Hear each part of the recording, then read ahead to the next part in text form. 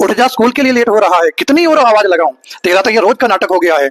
अगर आपके घर में भी रोज इन्हीं शब्दों से सुबह की शुरुआत हो रही है तो ये वीडियो आपके लिए और उन माता पिता के लिए बेहद जरूरी होने वाला है। क्योंकि जिस तरह से आप बच्चे को सुबह जिन शब्दों के साथ उठाते हो, बच्चे के दिन की शुरुआत जिन शब्दों से होती है, सारा दिन बच्चे का वैसा ही बनता है और फिर धीरे धीरे बच्चे का आत्मविश्वास भी वैसा ही बनता चला जाता है और धीरे धीरे धीरे वही शब्द, वही आधार उसका व्यक्तित्व बन जाता है। क्योंकि सुबह के समय बच्चे का मस्तिष्क बिल्कुल ही शांत अवस्था में रहता है, जिससे बच्चे का मन और अवचेतन सबसे अधिक ग्रहणशील अवस्था में रहता है। और ठीक उसी समय बच्चे के कान में ये शब्द पड़ते हैं, उठ जा नालायक, सारा दिन सोता रहता है और जब स्कूल का नाम आता है उठता ही नहीं है। पता नहीं कौन हमारे घर में आलसी पैदा हो गया है, हर काम में लेट करता है, ना समय पर तैयार होता है, ना उठता है, ना लगातार ऐसे शब्द उसके कानों में बोले जाते हैं। और बच्चा उसी समय, बच्चे का मन ये सब कुछ सुन रहा होता है और बच्चे की शुरुआत इन्हीं शब्दों से होती है।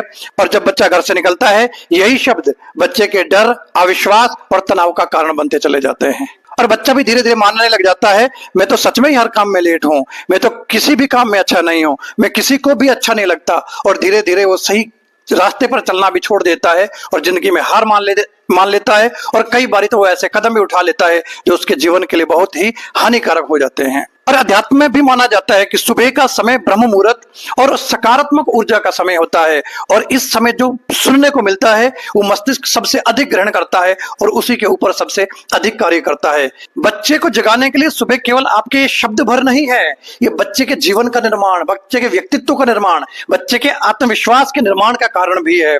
अब जब भी बच्चे को जगाएं, सबसे पहले बच्चे के कानों में ईश्वर की आवाज पहुंचाएं। आप जिस भी ईश्वर को मानते हैं, जिस भी भगवान का नाम लेते हैं, सबसे पहले बच्चे के कानों में उस भगवान ईश्वर की या किसी गुरु की आवाज पहुंचनी चाहिए। और फिर बच्चे के सर पे हाथ फेरो और ईश्वर से प्रे करो, ये बच्चा बहुत अच्छा व्यक्तित्व का बने, सेवादार बने और ये समाज के निर्माण का कार्य करे और ये एक महान इंसान बने। इस प्रे के साथ उस बच्चे को बड़े प्यार से, लाड़ प्यार से उठाएं और बच्चे को प्रेरित करें कि बच्चा उठे, तैयार हो और स्कूल जाए। और बच्चे को ये कभी रियलाइज ना करवाएं कि आप बहुत बड़े आलसी हो, बच्चे को ये महसूस कराएं कि आप बहुत अच्छे व्यक्ति हो और बनने की राह पर भी हो। बच्चा आपके शब्दों से नहीं, बच्चा आपकी भावना से जगता है।